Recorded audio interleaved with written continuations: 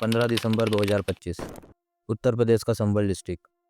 सुबह का वक्त था। ईदगाह के पास एक नाले के किनारे कुछ लोग रोज की तरह आ जा रहे थे। तभी अचानक एक ऐसी चीज पर नजर पड़ी जिसे देखकर लोगों के पांव तले जमीन खिसक गई। नाले के किनारे पड़ा था एक आदमी का धड़, जिसमें ना सिर था, ना हाथ और ना ही पैर। कुछ ही पल में वहां भीड़ जमा हो गई। खौफ, अफरा तफरी और सवालों का सिलसिला शुरू हो चुका था। देश मेरठ के मुस्कान और इंदौर केस से उभरा ही नहीं था कि एक ऐसा ही केस उत्तर प्रदेश के संभल से सामने आया है। एक शांत सा दिखने वाला घर कब पुलिस, फोरेंसिक और आसपास के लोगों से भर जाएगा। जी हाँ, आज हम बात करने जा रहे हैं एक ऐसे केस के बारे में जिसने एक पति पत्नी के पवित्र रिश्ते और मानवता को शर्मसार कर दिया। कैसे एक 15 साल का रिश्ता एक ही रात में खत्म हो गया, जिसकी फांसी की मांग खुद उसके बच्चे और परिवार वाले मांगने लगे। एक पत्नी अपने पति से किस हद तक नफरत कर सकती है और उस नफरत में क्या क्या कर सकती है।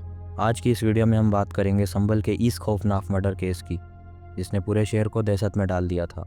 उत्तर प्रदेश के संभल जिले के अंदर एक चंदोसी नामक थाना क्षेत्र है। वहाँ एक चुन्नी नाम का मोहल्ला है। वहाँ रहता था एक परिवार। उस परिवार में टोटल 4 लोग रहते थे, 2 पति पत्नी और उनके 2 बच्चे। 35 साल के राहुल, उनकी पत्नी रूबी, एक 10 साल की बेटी और एक बेटा। राहुल और रूबी की शादी 15 साल पहले हुई थी। राहुल का अपना जूते चप्पलों का बिजनेस था। वे डीलर को बल्क में माल सप्लाई करते थे।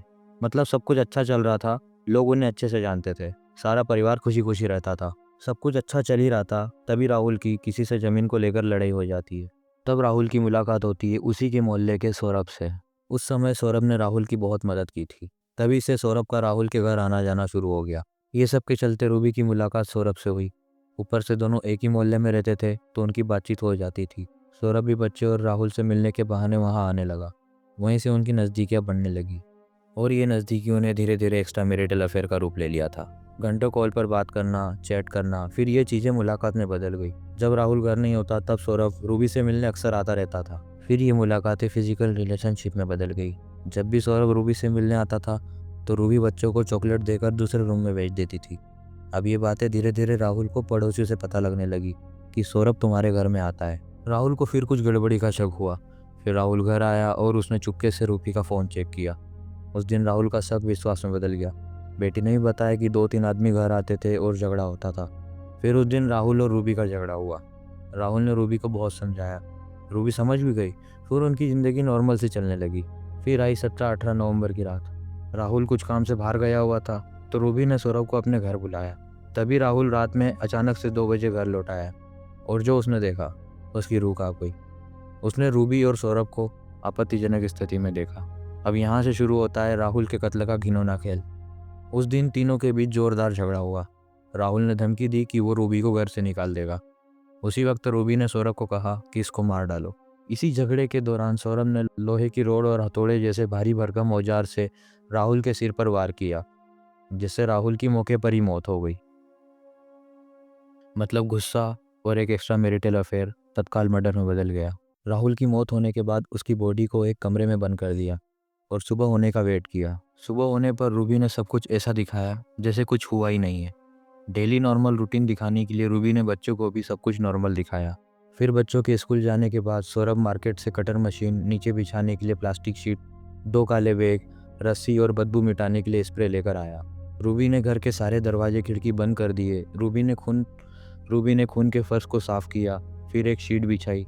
ग्राइंडर मशीन से बॉडी के 3 टुकड़े किए, सिर अलग, हाथ अलग, पैर अलग और धड़ अलग। कुछ रिपोर्ट्स में हड्डियों को मिक्सर में पीसने की कोशिश का भी जिक्र है। फिर उन्होंने शाम के 5 से 7 बजे के बीच सारे बैग पैक किए। एक बैग में सिर और मोबाइल, दूसरे बैग में हाथ और पैर और तीसरे बैग में धड़।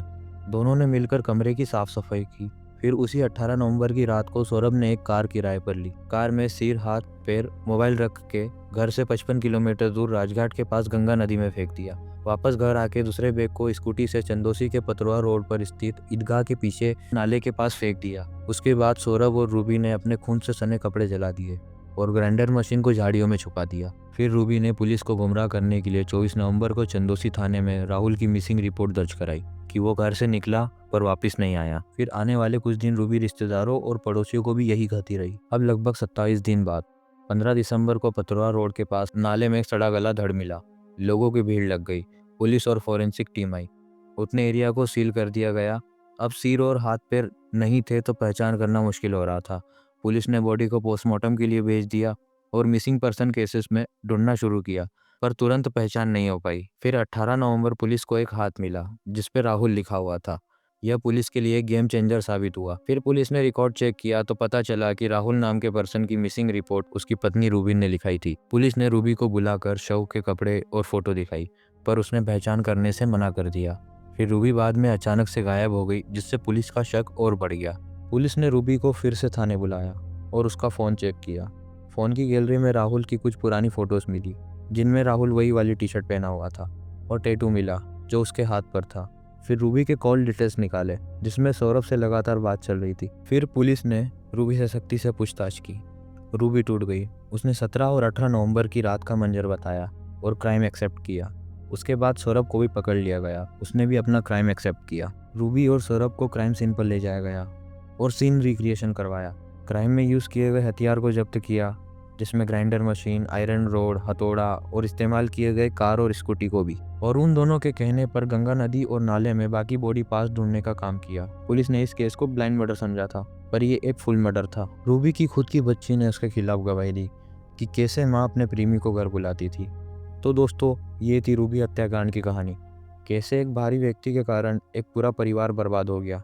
कभी कभी रिश्ता तब नहीं टूटता जब लोग दूर हो जाते हैं, बल्कि तब टूटता है जब भरोसा मर जाता है। और वही भरोसे की मौत इस परिवार के विनाश की वजह बनी। एक गलत फैसला, एक रात और एक पूरा परिवार खत्म। क्राइम कभी समाधान नहीं होता। अगर आपको ये कहानी सोचने पर मजबूर करती है तो वीडियो को लाइक करें, कमेंट करें और चैनल को सब्सक्राइब करें।